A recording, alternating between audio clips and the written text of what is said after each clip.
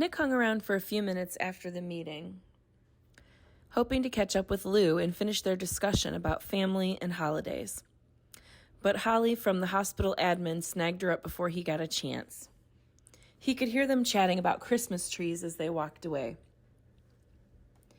Lou was heading home from the hospital when Joe called. "Hey, Lou, are you still out and about?" "I sure am. I'm about to grab some dinner and head home. What's up?" Well, there's a situation at the warehouse, and I need your input. If you have a couple minutes, I'll be right there." Lou turned around and headed back the other way to the warehouse where they are keeping all the toys and clothes that have been donated for the children's Christmas party at the hospital. Joe met Lou at her car when she pulled in. "Hey, I'm sorry to hijack your evening. We just aren't sure what to do here, and I wanted to get advice from you before it gets any more out of hand. Come inside, I'll show you what's going on." Lou followed him inside the warehouse, where they had 2 giant rooms filled with donations of clothing and toys. Joe made a scared face and opened the door to the first of the 2 rooms. Everything was so organized. There were checklists on whiteboards around the room. "It looks fantastic. I don't understand. What's the problem?" "Oh, the problem here is that we've filled every table and every clothing rack we had at our disposal." "I don't see where that's a problem," Lou smiled. "So, what do we do with this then?" He opened a door that led to the loading dock. There sat 6 shrink-wrapped pallets.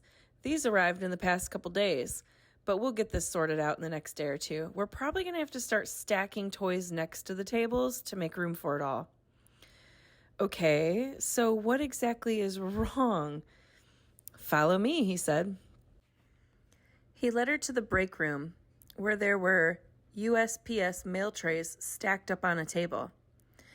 "Who should be opening these letters and handling cash donations?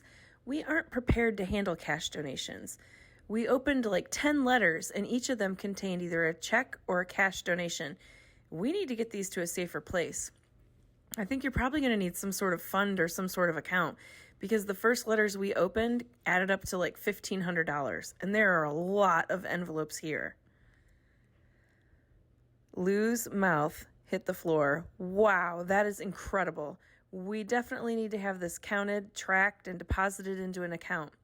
If we can load the trays in my car, I can take them over to the treasurer's office at the food bank. We get cash donations there regularly, and they have a great system in place." Joe walked Lou out to her car and put the mail trays in the back seat. "Do you want me to follow you home and carry these in for you?" he asked. "That's okay. I'm going straight to the food bank to lock them in the office. And this actually works out because I can grab dinner from this new Mediterranean place next door." Lou shut the back door and turned around to face Joe. "Thank you so much for brightening my evening." "It was my pleasure," he said. "And it was a great way to get to see you midweek." He winked and very lightly slugged her on the shoulder. Lou blushed. Joe leaned in and... Come back tomorrow for part 22 to see what happens next.